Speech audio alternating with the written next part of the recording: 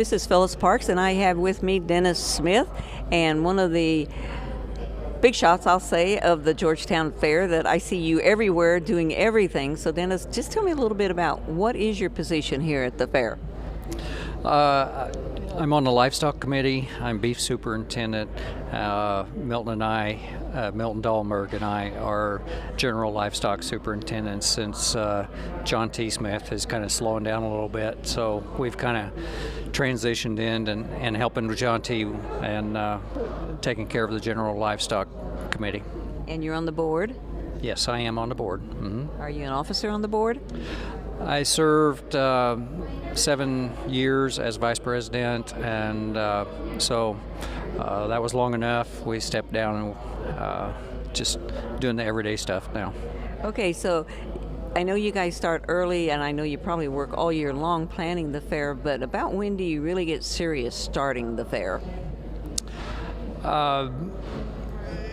Summertime, we work a lot of Saturdays. We come out and have Saturday work days. We have our preview show in the last Sunday in June, and we do the first hog show is the Saturday preceding the last full week in August, or excuse me, the first full week in August. Yes. Okay, so I know I've talked to others and how hard everybody works, and you work as a big family, and you have like 20-some board members? 24 board members, yes. And most of the time there's a lot of spouses and other family along helping. Yeah. Yes, I know that because I know some of them that has family helping. So that takes a lot of people we know, and so it's kind of like a family affair. And speaking of a family affair, you were just talking a little bit ago about how many family generations you have seen here. Yes, you see a lot of families that there are 3 generations here, the grandparents, the parents, and the kids, and they're all here spending time together, doing something they love, working with livestock, working together, and showing and competing in the show ring. And I think that it passes down the work ethic, and it passes down, it's family, their time together, and we don't have enough of that, I don't think, right now. I agree 100%, Phyllis. The family bonds are really strong with the things they're doing here, and that has to be a very positive thing. And I know I just see the pride in these grandparents and these parents when these kids are out there showing. You can just see it in their eyes, and you know that the kids are trying to please their parents and grandparents, and it's just so neat to see that. We just completed our Master Showmanship contest, and some very young contestants in the junior division, and you can just see the glow on everybody's face, for the grandparents, the parents, and the kids. And you mentioned that, and I felt so sorry for those junior kids because those beef cattle did not want to be contained. They did not. Of course, those kids probably only weighed 70, 80, 90 pounds probably, and they are trying to handle a 1,000-pound animal, and they were doing a very good job of it, but in their defense, they did not know that animal, and that animal did not know them. So it was a new experience for both, and of course there was little jitters from the Master Showmanship contest itself. So, but it went very well. Those kids were very composed for what they had to deal with. Yes, they were, and it was hot. Like you say, and the animals didn't know them, and it was hot, and everybody's tired, but that little kid, when he fell down, he held on to that animal, and he was not going to let go. Well, that young man that you're speaking about ended up winning his division in the junior showmanship, and you can tell that young man is very determined. Yes, he was, because he wasn't going to let go of that animal, and you could tell that. So, okay, so tell me a little bit about what else is going on in the fair. What's the wrap-up? How do you think it's gone? We've had a good fair week. It's been warm. Tomorrow is our junior livestock auction. Tomorrow, as we speak here this evening, the tractor pull is going on. Tomorrow evening in the grandstand, it's called a barnyard tractor pull. It will be everything from the old antique A's and M's John Deere and International M's, all the way up through the 830s and 4020s, and there'll be a few more modern tractors there, but for the most part, the barnyard tractor pull consists of some older equipment. Okay, now the livestock is all done. We have the tractor pull tomorrow, but the carnival is still here, and it will be here till Sunday, I believe? Yes, Saturday evening we'll be there last night. There is still a dairy goat show to come. And no one person can keep track of everything that goes on here. And I think there may be a pygmy goat show as well. So, and there is a llama show still to come. Tomorrow afternoon we do have the junior livestock auction. Okay, I think the pygmies are Saturday too, because I was looking for them in the sheep and goat barn, and I couldn't find them. And I asked somebody, and they said they had moved them to a different day. And they are the cutest little things. They are very entertaining to watch. Yes. Want to take one home and treat it like a dog, a little puppy in the house. Okay, and then Friday night, I believe you have motocross. Is that it, or? That's correct. Friday night is motocross. Saturday night is the demo derby. Okay, so everybody can still get tickets for all that and get in here and see the barnyard tomorrow night and the motocross and then the demo derby on Saturday. Okay, so now you have another job. You are president, I believe, of the Vermilion County Farm Bureau? That is correct, yes. Okay, what is your job there now? I am president of Vermilion County Farm Bureau. I will finish my second year this coming December. And so what does president do besides just stand up and take the gavel and say, call the meeting to order? Right. As you said, run the meetings, help with the agenda, just stay on top of everything that's going on in Farm Bureau countywide.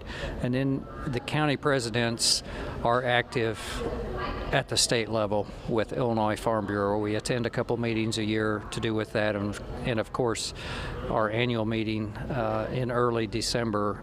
This year again it's in Chicago at the Palmer House. Okay, and now the Farm Bureau usually kind of gives a voice to the state and then probably to Washington, I believe. And so there's been some things, you had some call to actions this year, I believe, and maybe helped like pass the labeling That's correct. law. And so can you tell me a little bit about how the Farm Bureaus are involved in that? Farm Bureau members have always had a really strong voice with legislators, either at the national level, the state level, even the county level. And a lot of times those legislators come to Farm Bureau and want to know what our input is on certain issues and matters. And so when a certain bill comes up for vote, Farm Bureau members are notified, and then they can call in to their state senator or state legislator or U.S. senator, U.S. representative, and those calls mean a lot because farmers are very active in legislative matters, and they also tend to vote in a very high percentage. So. Well, I've heard tell that they've made a big difference, when they don't think they do as a group, when they call, they think, well, my one phone call is not going to mean anything. But when you lump that with the hundreds of, probably thousands of farmers and people that call in, it soon adds up. Yes, it does. And the thing that farmers have to remember is that there are other groups, usually on the opposite side of the issues, that farmers would like to side with on a certain issue. And those other groups call in even larger numbers. So it's very important that farmers protect their livelihood and stay active in legislative matters. So when there's a call to action, everybody should follow that up and should do their calling like you're suggesting.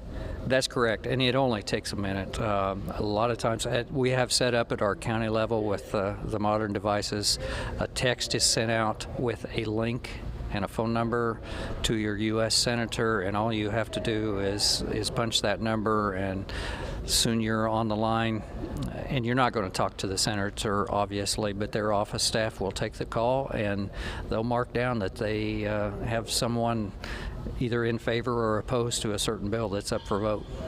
Okay, now is there anything on the agenda coming up here at Farm Bureau? I think you have something on Monday, maybe? We have our marketing outlook meeting Monday morning, and have a good slate. I can't quote all the slate right at the moment, but there's a good panel that will be there to discuss marketing going into this 2016 crop marketing year. And I think it's going to be monitored or hosted, or not hosted, but anyway, Paul Cooley's going to be leading the thing, and he's been a marketer and he's worked in that, so he knows quite a bit about that. Paul is a very familiar name and face to farmers in this area, and has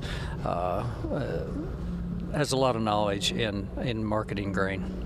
So is it open to anybody? Do they have to make a reservation or what? I think it would be a good idea to call into the Farm Bureau office and make sure there's a spot available, but yeah, anybody could come. Yeah, I think you're having biscuits and gravy too, aren't you? Yeah, that's right. I heard that's on the menu. Okay, well, I'm sorry, but I won't be able to be there, but I thought the biscuits and gravy sounded pretty good. So is there anything that Farm Bureau is working on now that you would like to talk about? Well, as I said, there's a lot of legislative things going on. The thing that's kind of hanging over our head quite a bit is this waters of the U.S., and so it's going to affect farmers with drainage issues, and so that's always kind of on the back burner, but it's something we're going to have to pay attention to, where the EPA regulations are going to fall on that issue.